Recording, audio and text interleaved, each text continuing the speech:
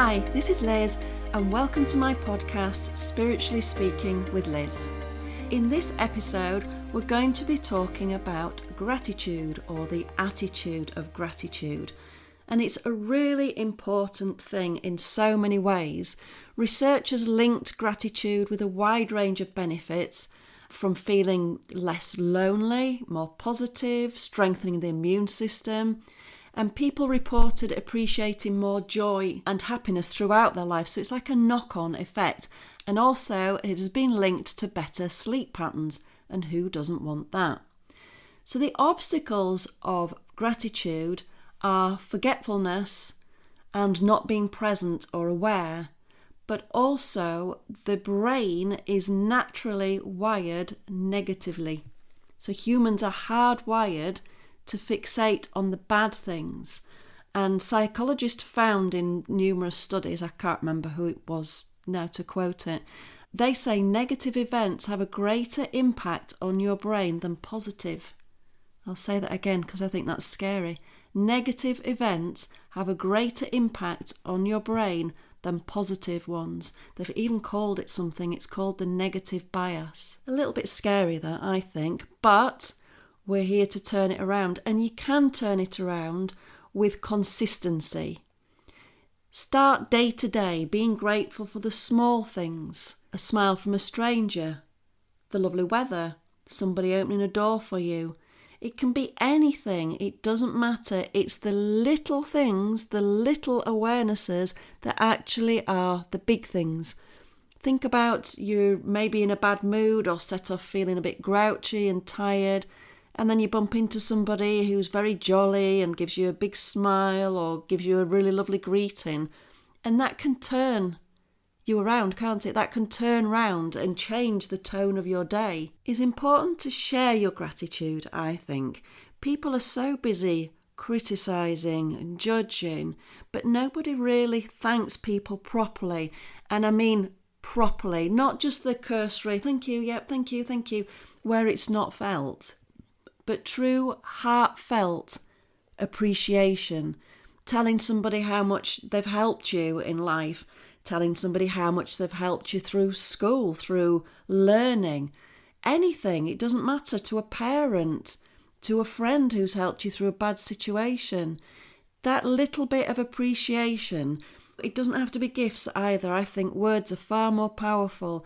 A note, a card, even a text message. I appreciate you. I think you're amazing. It just lifts people so much. And they have found that when you express your gratitude, it raises your happiness by 25%. So think, if you're having a pretty pants day and you start with your gratitude, it's quite hard to get yourself, I find it quite hard sometimes, once you slide into the moaning myrtle territory, where we start with oh no this and oh no that, then you tend to find that you end up on that downward spiral. But if you can catch yourself, this is where the presence comes in, and then express your gratitude. So start repeating things, I'm grateful for this wonderful day. I'm grateful for somebody who said this to me today. I'm grateful for the lovely journey I had into work today. It doesn't matter what it is.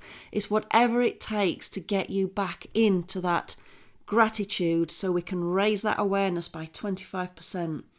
I think that's quite amazing, 25% in just changing from being a moaning myrtle to being positive. So gratitude is a powerful way to rewire your brain, to feel more joy. I'm sure you hear it a lot more now, about people creating new neural pathways.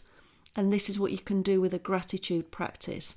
That repetition of all the things you are grateful for starts to rewire the brain to feel more joy and to feel less stressed. Fabulous. I can't recommend gratitude enough. I know I go on, I'm grateful for gratitude. How corny is that? But I really am, because it really is a life changer. And I'm going to tell you how I do it. So if I'm in a day-to-day event, not at home, and like I say, if it's something that's happened that it's sent me on a bit of a negative spiral, then I will start it. If I catch myself, it might take me a little while sometimes, I'm going to be honest. I can fall asleep and then think, whoa, hang on, who let Myrtle back in? But if you just turn that around and just look around you. I'm grateful for, if you're at work, I'm grateful for my job. And if you don't like your job, then keep positive about it. But I'm grateful for the money this job gives me to be able to go on holiday, go shopping, whatever your bag is. So that's a quick way to do it on a day-to-day when you're away from home. But what I like to do is at home, I have a gratitude journal. And I'd fallen off the wagon with this for a while, I've got to be honest. And it's only been the last 3-4 weeks maybe that I've been back on it. And I honestly feel so much brighter and so much more positive. I'm a positive person anyway, but I can catch that Myrtle coming in. And this is just a wonderful way to set the day up. At the moment it's summer, so I'm up early, I'm outside on my decking on my special chair, and I sit and I write a minimum of 5 things I am grateful for that day. It can be anything from the weather, it can be something I remembered from the day before that's happened, it can be something small for the cup of tea I've got at the time. It doesn't matter what it is as long as you feel that gratitude. With the journal, I recommend picking one that you really like, that you see it and it makes you happy, it makes your heart sing.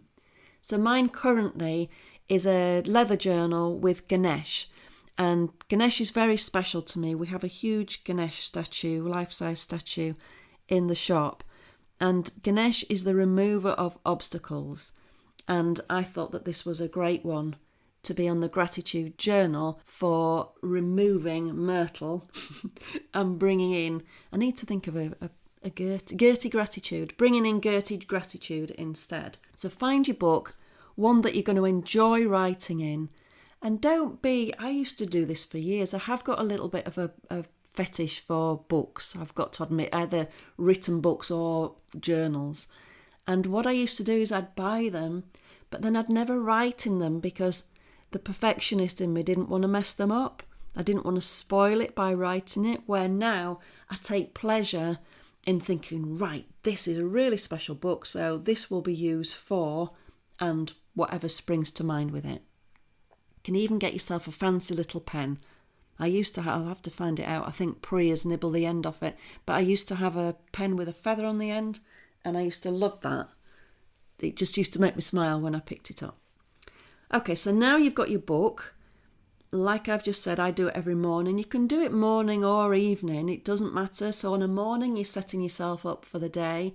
On an evening, you're winding down for the day and you're giving your gratitude. And so it creates that happiness.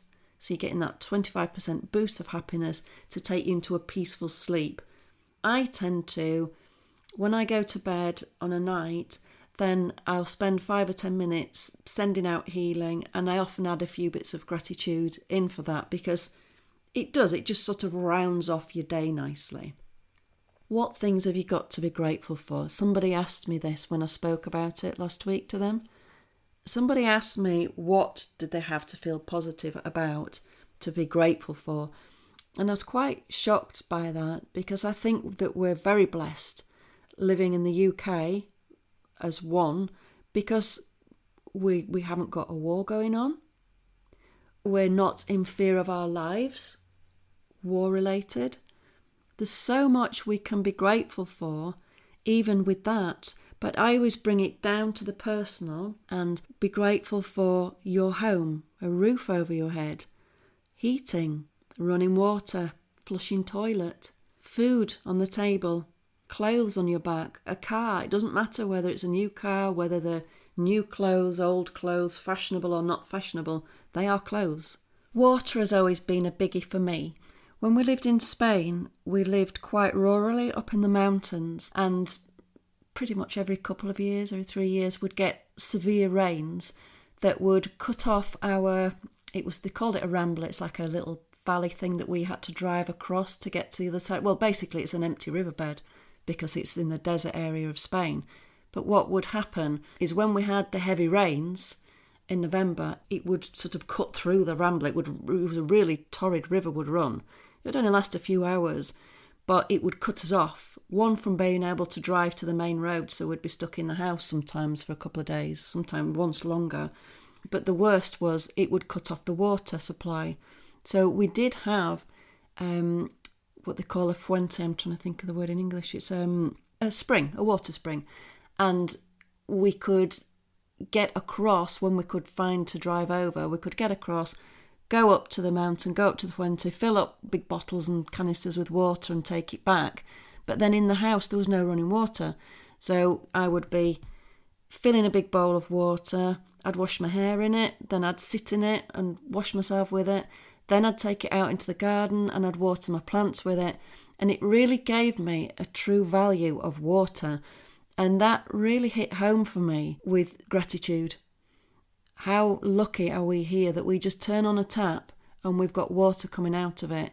So you think of those villagers in Africa, in India, that they walk a mile, 2 miles just to get water, and they carry it back on their heads, and it's just incredible. If you've got things that are cropping up that you dislike, so for example, say you don't like your job, be positive about the things that you are grateful for in your job, like I touched on before. So it could be your co-workers. They might be really nice people that you get on well with. It might be near to home. It might afford you a good living. There'll be certain aspects of it that you can find the positive in. And if you're wanting to focus on something, this is another part that I do. So if you want to pick an area in your life that you would like to develop, that you would like to change, because it's like manifesting with gratitude. What you give out comes back to you. So if you wanted to move jobs, think of the positives rather than I hate my job, I don't like this, I don't like the other. Focus on the positives, and then that's what you're attracting in for a new job. If you want to get fitter, then rather than berating your body for what's wrong with it, be grateful that you've got a healthy body. Be grateful that you've got your limbs. Be grateful that you can move your body. You can say things like, I am grateful that my body enjoys movement. I am grateful how my body loves to be fed natural, healing, energetic foods. I am grateful how every day my body becomes stronger and more toned. This tells your subconscious mind that it's already here. What you think, you will become. The subconscious mind doesn't know the difference between reality and fiction. Reprogramming that subconscious mind and telling it that it's already here. Thoughts become things. Choose the good ones, as Mike Dooley says, and it is so true. So I'm going to leave you with those little nuggets of wisdom, and hopefully you will implement them. The gratitude journal is a real game changer, I have to say, but if it's not your bag, then how about just remembering when you wake up on a morning, when you go to bed on a night, being grateful for what's happened. And remember, I'll say again, the obstacles to gratitude are forgetfulness, so forgetting to be grateful, and not being present and aware. So be alert and remember that gratitude is a powerful way to rewire your brain. I'm very grateful for you being with me today. Now, I truly am grateful. Thank you so much for joining me, and I will speak to you soon with an exciting guest. Bye.